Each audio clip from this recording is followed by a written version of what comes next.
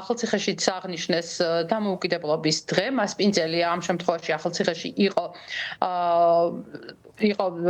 დამოუკიდებლობის დღესთან დაკავშირებით, მოკლედ მასპინძლობა გაუწია დაცული ტერიტორიების სააგენტომ საზეიმო ღონისძიებები ახალციხის ციხეზე რაბათში მიმდინარეობდა დღის 12 საათიდან იყო წარმოდგენილი როგორც ადგილობრივი კერძები, ასევე ნამუშევრების გამოფენა, შესაძლებელი იყო ასევე დათვალიერება უშუალოდ ციხის ტერიტორიის.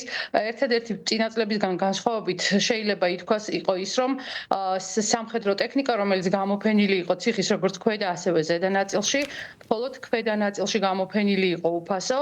ხოლო ზედა ნაწილი წელს დამთვალიერებლებისთვის იყო ფასიანი წინაწლებისგან განსხვავებით.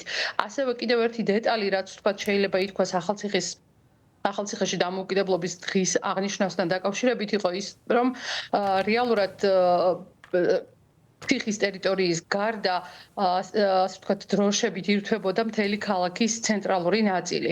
დროშებით წელსაც მოირთო ქალაქის ცენტრალური ნაწილი, თუმცა აღსანიშნავია ის ფაქტი, რომ წელს იყო მხოლოდ და მხოლოდ საქართველოს ხუთჯვრიანი დროშა გამოფენილი და მას გვერდს აღარ უმშვენებდა ევროკავშირის დროშა.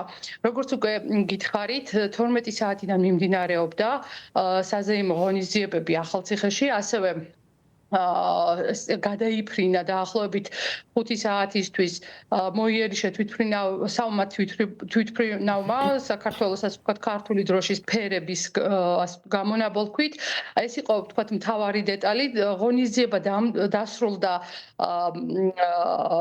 კონცერტით, კონცერტში მონაწილეობდნენ როგორც თბილისიდან მოწვეული მომღერლები, ასევე ადგილობრივი შემსრულებლები.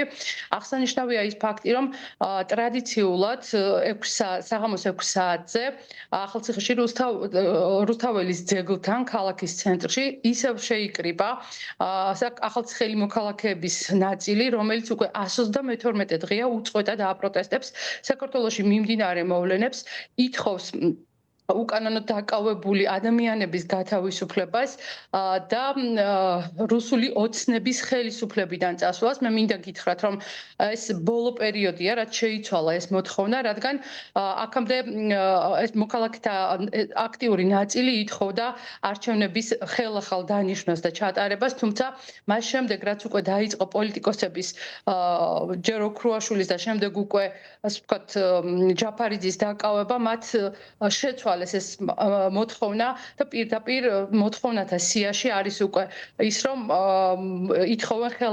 ითხოვენ რუსული ოცნების წასვლას ხელისუფლებიდან.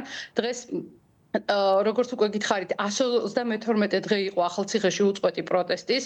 15 იანვრიდან დაიწყო ეს პროტესტი ქალაქში და მიმდინარეობს ყოველგვარი ამინდის და ასე ვთქვათ გარე თუ შიდა ვითარების მიუხედავად ეს უწყვეტი პროტესტი ახალციხეში, თუმცა 28 ოქტომბრის შემდეგ პერიოდულად იმართებოდა ყოველთვის ქალაქში და ეს ადამიანები, როგორც უკვე გითხარით, ითხოვდნენ პირველ ეტაპზე არჩევნების, ასე ვთქვათ, ჩატარებას დემოკრატიულ პირობებში, ითხოვდნენ პერიოდულად დაემატა მერე უკვე მათ სხვადასხვა მოთხოვნები, თუმცა ამ დროისათვის ორი ძირითადი მოთხოვნაა დარჩენილი.